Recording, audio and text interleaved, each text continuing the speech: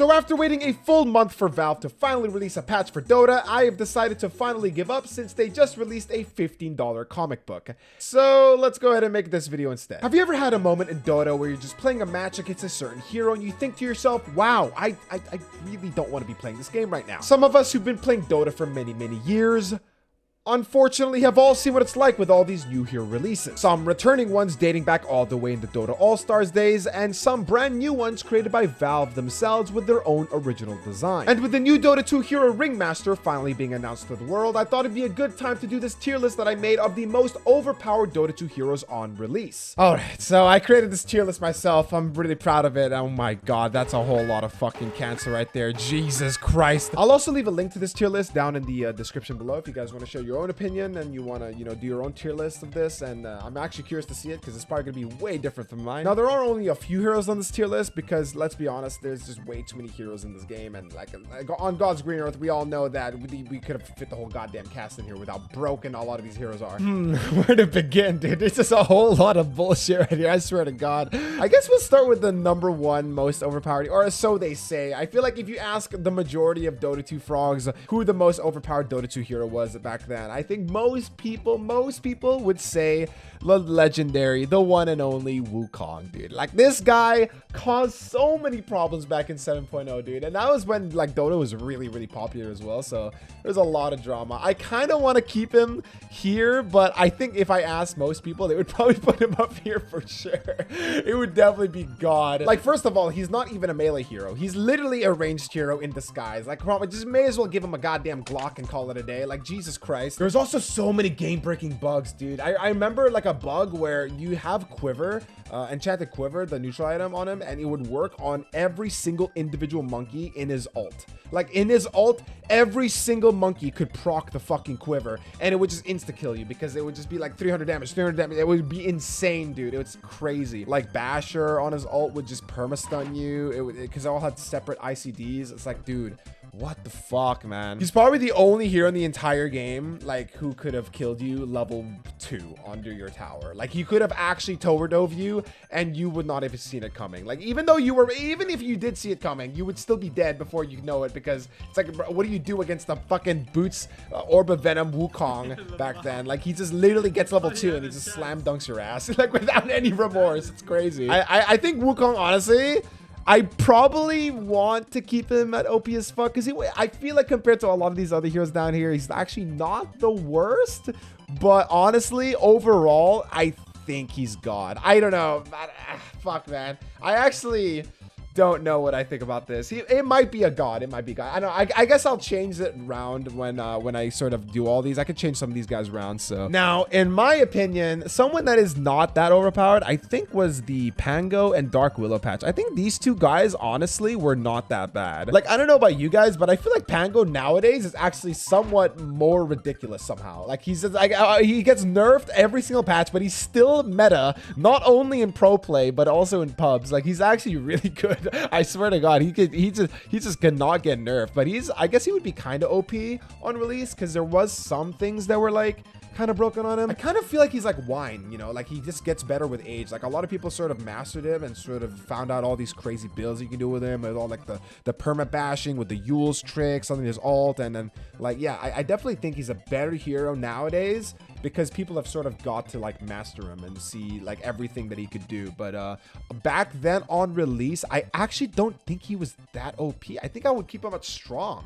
I honestly think he's like not that good. Am I crazy to say that? Dark Willow as well. I feel like Dark Willow only got broken because ever since people started building her core with the Ags build, I feel like that was like the only phase where she's sort of like been really strong. But back then as well, I don't think she even had that back then. I might be wrong. I don't think she had that Ags back then. She might have had a different one, or maybe people just didn't know about it. I don't know. But yeah, I didn't really think that these guys were that bad at all. I actually think they were kind of balanced. Like, this was probably the only patch ever in my entire Dota 2 lifespan, where actually the 2 heroes came out and I was like, yeah, they're not that bad. They're kind of cool to fight against. They're actually very fun to play as, and it was actually like a pretty damn good patch. I do think that Pango is slightly better than Willow though, for sure. I think Willow is slightly worse, so I'll keep it as that. I'll keep it at that. Now, here's a hero that I personally did not like. I despise this hero. Even to this day, I still cannot stand this hero. Even though nowadays he's actually not that bad. I fucking hated Primal Beast, dude. I could not stand this motherfucker, dude. I actually was so close to breaking my monitor back then. But yeah, like back when I first started playing Dota again, this was the hero I had to play against every fucking game in mid, dude. And I swear to, I don't even care what people say or what they think about him. I personally think he was one of the most broken pieces of shits ever to exist in this fucking game.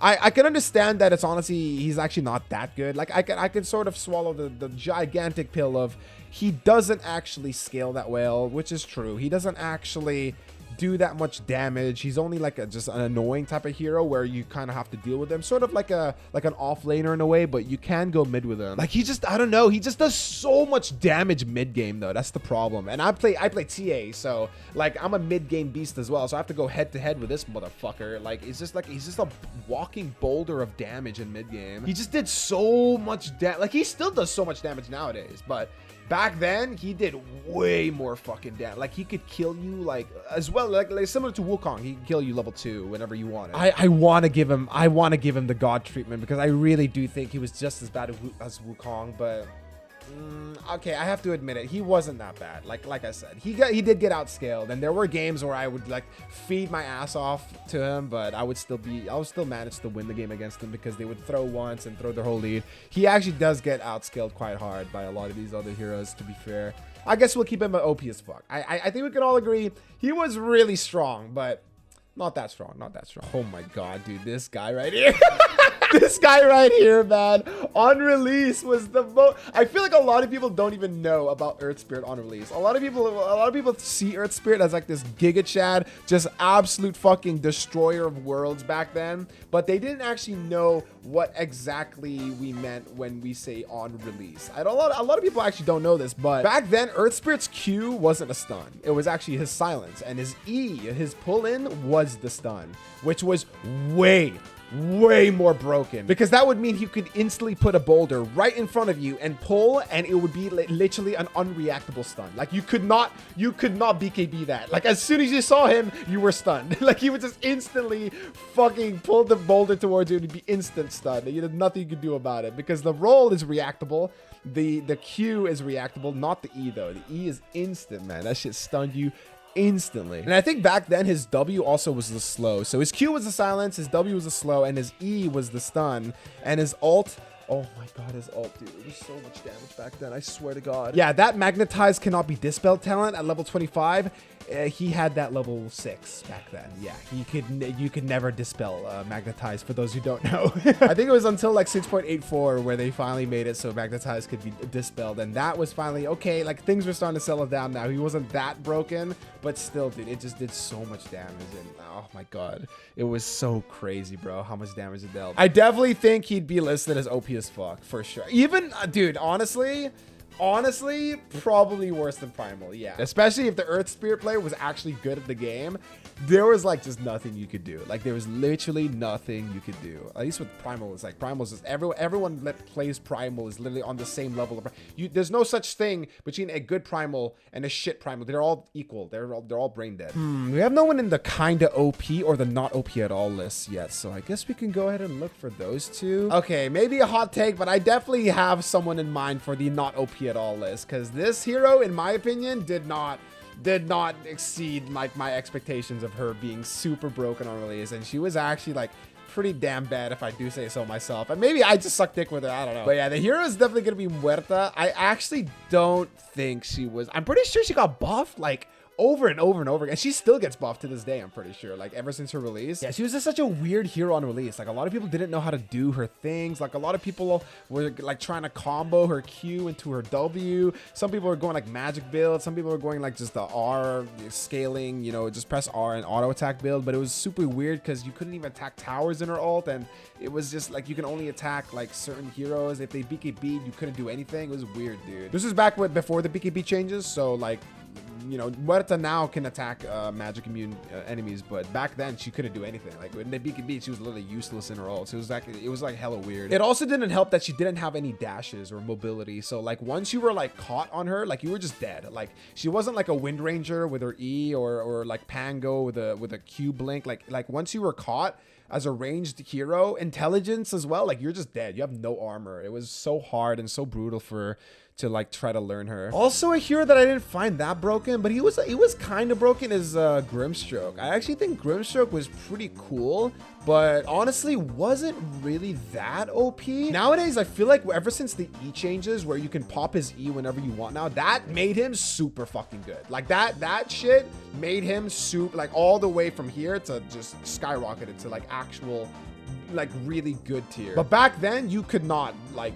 pop his E early. So when there was someone TPing in front of you, you just had to fucking do the E and hope to God it would land in time, because that shit was just hit or miss, dude. Hit or miss. It was weird. Yeah, I don't know. Maybe it's just me, but when I played during the Grimstroke patch, a lot of people were trying him mid, which he was not intended for that role at all. I feel like, I mean, he's okay mid. He's pretty fun mid, but he's not a mid laner. He's lacking a lot in that sort of in that role. He doesn't really do much. Yeah, a lot of people were fucking around with him. I feel like I rarely faced a Grimstroke that was actually like not wanting to go core, because like people just wanted to do the fucking Dagon 5 like Hex build with the ult, and it was just like way too much gold investment. So it was just, he never got the time to farm those items at the time. I don't know. It was weird. It was weird. I don't think he actually, now that I think about it, I don't actually think he belongs here. He belongs somewhere down here, maybe in between these two. Like he was strong. He was definitely strong. He had like a lot of good tools, but he wasn't broken, I don't think. Yeah, I definitely think that he belongs here. Maybe here, or actually, you know what? I think he was actually worse than Dark Willow. Yeah, now that I think about it, I think Dark Willow is definitely better, because Dark Willow was like really hard to play, but like there were like really good Dark Willows on day one. But with Grimstroke, I don't know, not that good. I feel like a lot of people were sort of trolling on him, and I didn't really get to see the full extent of how broken he was. I think kind of OP would be Marcy, actually. I think Marcy was really strong on release. No, actually, oh my God, I just realized her Q used to stun, right? That shit was fucking busted, dude. Dude, that shit was actually so fucking busted. Her Q stunning, dude, she would just like blink, Q, and then stun you, and then you were dead. Like, she would be ulted and you would die, like instantly. I remember that now. She doesn't belong there. She does not belong. I think she definitely belongs in OP as fuck, but maybe after these two, I think she was definitely strong back then. Yeah, her Q used to stun and her W used to slow, right? Yeah, I remember it now. Yeah. Nowadays, her fucking W stuns, and dude, I don't know about you guys, but I cannot land that shit for the life of me. That shit is so easily dodgeable. I cannot land that shit. It's so fucking hard. Outside of the laning phase, there's like no way I land that shit ever in a team fight. It's so fucking hard, dude. I actually don't really know who would be in the middle of kind of OP. Probably Dawnbreaker, now that I think about it. I think Dawnbreaker was good. Like, she was definitely good, but yeah, I remember her getting nerfed like a lot, like after her release, if I'm not mistaken. But like during the actual release of her, a lot of people were sort of hit or miss. Like it was kind of hard to play her, because I think a lot of people that actually knew what she was capable of played her as a support and like split pushing as a pause 4 and like always just split pushing around the map and ulting in. But like a lot of people didn't really know that back then. It was kind of hard for them to understand that back then. I also think a really crucial thing of what makes her strong nowadays is still that Ag Shard, where she has she has BKB during her Q animation. So if you stunned her during her Q animation, she would just be completely useless, and there was like literally no damage from her. But like on release, she did not have that, so it was actually a pretty big deal, actually. But yeah, she was definitely strong. Like her whole like presence, like when she could be on one side of the map and completely turn the tide of a team fight going on the other side of the map, was super strong still, and it was actually like really good. Yeah, I'll definitely keep her at kind of OP. This hero right here, dude, I do not think Winter Wyvern was strong at all on release. I don't know. It's weird actually, because I feel like Winter Wyvern had like all the tools to become a really good hero, but for some reason it just didn't work. I swear to God, like every time I had a Wyvern back then, I remember thinking thinking to myself, like, oh, Jesus Christ, man, we're gonna fucking lose this game. Like, keep in mind, back then, when someone on the enemy team was cursed, all you could do is just fucking sit back and wait for the curse to end, because, like, even Wyvern herself couldn't damage the person cursed on the enemy team. So you would just have to hope to God that the person cursed on the enemy team would just get completely annihilated by the end, fucking the whole enemy team, because, like, yeah, it was weird. It was like a black hole, but with a timeout. Like, you couldn't actually do anything during the black hole. It was weird, man. I don't know. Nowadays, she's like fucking broken. Like, you could just build Orchid first item on her, and she could solo kill anyone on the enemy team, because she just has this insane damage output where she just curses people, Qs, and then auto attacks them with the fucking increased damage. Like, that nowadays works, but back then you couldn't do that shit. Yeah, you literally needed to get like a 4-man or 3-man at least curse so you could kill that specific target that you curse. It was weird. Now, do I think she's the worst hero on this tier list? I don't think so. I think Muerta was a bit weirder because she was kind of hard to play, but that's only because she was way harder to play, I feel like. With Winter Wyvern, a lot of people could still do the things they wanted to do, like harass and do, you know, like the typical support shit. But like with Muerta, it was just weird. Like, you couldn't even heal people with Muerta. You just were walking around and be like, pew pew pew pew, with fucking shooting your gun. It was, yeah, I guess in some ways Wyvern was pretty much better than Muerta. Now that I think about it, I actually think there's one hero, only one, that I could think of in the bottom here that actually somehow surpasses Wukong in terms of how fucking bullshit their design was. I think if you ask like a group of Dota 2 players who they think the most overpowered hero on release was, a lot of them would say either Wukong or this guy right here. Jesus Christ, dude. This guy on release is a fucking beast. Centaur's so fucking bullshit, dude. He gave me fucking nightmares when I was playing the game, dude. The Centaur was actually like a problem back then. Like, a lot of people were crying on Reddit about this guy. A lot of people were wanting nerfs ASAP because he was literally unkillable. You could not even attack the motherfucking guy. He would just kill you by standing still. Yeah, I'm looking at Centaur's changelogs right now, and I remember actually, it didn't just, you didn't used to just deal damage to yourself. No. It was like, it was simply just like, if you hit him, you would just simply remove your HP. Like, it would just go through BKB, and you wouldn't even deal damage to yourself. If you hit him, your HP would just get lowered. Like, it was just so fucking ridiculous, dude. And it would also deal added damage due to his strength, and his old ult back then was like a passive strength bonus. Oh my god, it was so retarded, dude. It was really fucking broken. Oh my god. It's actually still quite crazy because nowadays Centaur is actually somewhat better now that I think about it. Like, his ult now with the fucking global like thing that he has is crazy good, and he can also move now during his Q, which is still so weird to me. Like, he can land Q like way easier now during laning phase because you can like aim it a little bit. It's actually like, it's quite crazy to me how long Centaur has been actually known to be super strong for. But yeah, back then, dude, oh my god, he was so ridiculous, man. In my opinion, still, I think Wukong takes the cake just slightly. I think he's still more broken, but yeah, Centaur definitely up there for sure. All right, we may as well just go through all the fucking godforsaken heroes this fucking content tier list has to offer, dude. I'm adding another one. Warden, dude. Oh my god, I hate this guy so much, dude. Warden is definitely a hero that is belonging here. If not, I know, dude, honestly, might be better than fucking Centaur, dude. He's so ridiculous, dude. What the fuck? Like, where do I even start, dude? Like, being able to buy boots of travel first item, and then just having a clone farm for you all games and get XP from across the map while you just stay in base, literally AFK in base, send your clone out, build divine rapiers, have the divine rapiers on the clone and not have them drop on the clone dying. That is, who was smoking crack at Valve Hellcore? I want to know who was smoking the good shit. The amount of times I lost Warden, man, back then, I lost so much MMR to this fucking guy, and the people that were playing him weren't even good. Like, they just literally did the exact same thing over and over again. You could not fight against it because he would just rat you, and like literally 3 divine rapiers in, your base would just be destroyed. There's nothing you can do about it. You can't even find the guy. He's in the fucking fountain, bro. Yeah, I definitely think back then Warden was such a menace, dude. I don't know. Like, he's not even comparable to what he is now. Like, nowadays he's still pretty good. Like, obviously people still play him, but back then, dude, if any good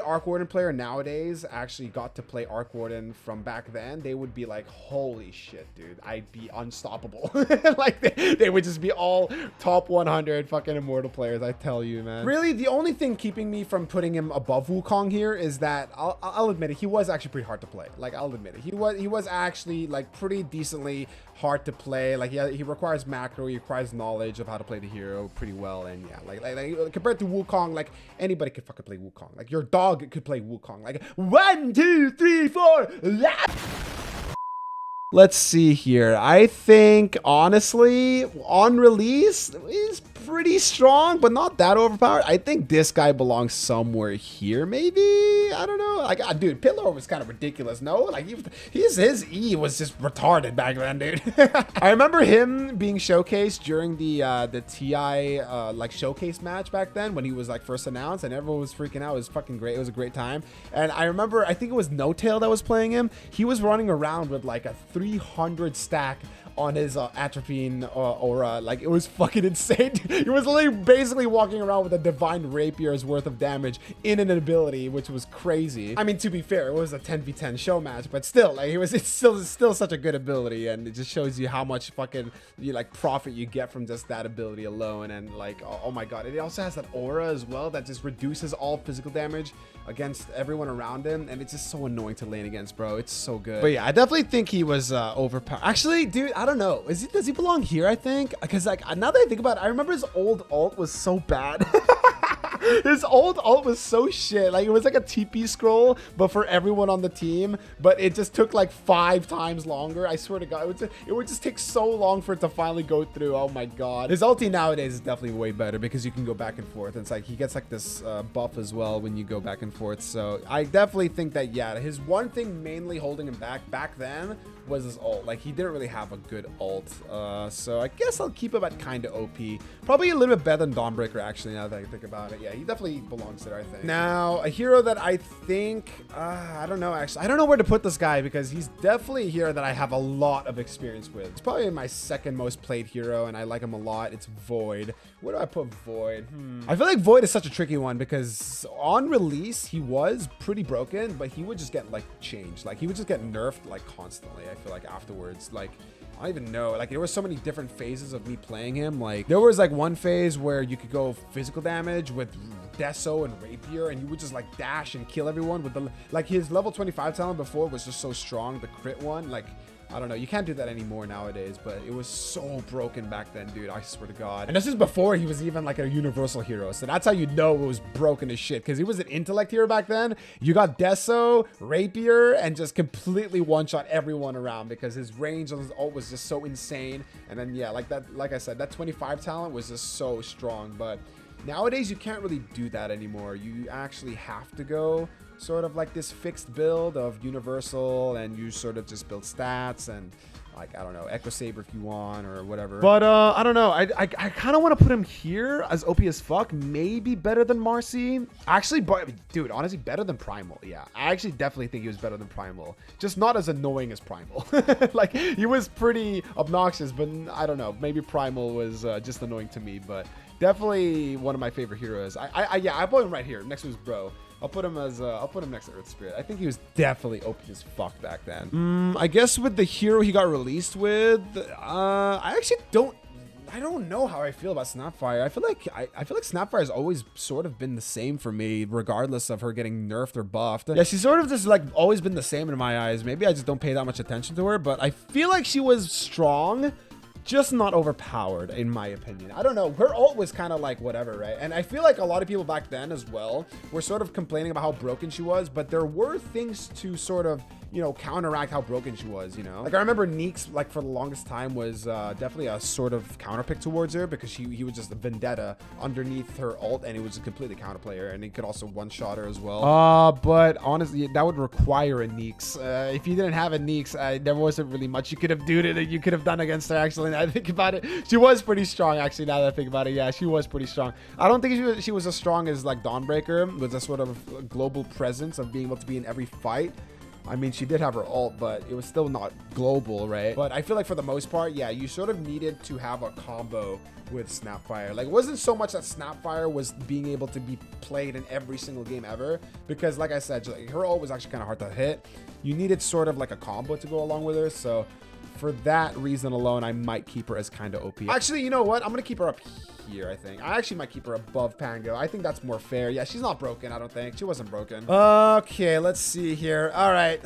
Who's going to say it, guys? Who's going to say it? Because this hero, on release, my God, I fucking hated this guy. But is he OP?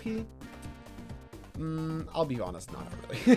He was just fucking annoying. I don't think anyone in the right mind would call Techies OP. I feel like all the fucking heralds and all the dog shit players would call Techies broken. That people that didn't even know that gem existed or True Sight existed. Yeah, I don't know. He was so fucking, he was kind of stupid or whatever. Do I think it was OP?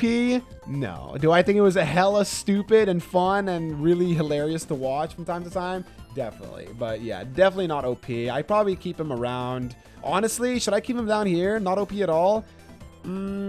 I mean, he was strong, but not OP, I think. Yeah, not. It wasn't that he was bad. He's just a little bit annoying. That's all. Hoodwink, I feel like was not that bad either, but she was pretty strong. I feel like, was she not? I feel like she had a lot of tools that were able to like sort of. She had an insane lane presence. I feel like her stuns were really easy to land as long as you had like a teammate to sort of line it up for you, and like she just does so much damage. I definitely think she was kind of OP, but not exactly that broken. But yeah, overall, whatever, right? She was okay. I kind of want to put her down here, but I feel like it's getting kind of too crowded. I'll just keep her here for the time being. Maybe I'll shift it up a little bit. I feel like it was really difficult for people to decipher what Hoodwink was back then. Like a lot of people were playing as a core, a lot of people were playing as a support, like a offlaner. Like it was, even nowadays, I feel like people struggle to even find out what to do with her. But for the most part, like I feel like, yeah, most people do play a support, but back then it was actually like really difficult because she just lacked so much damage to be a core,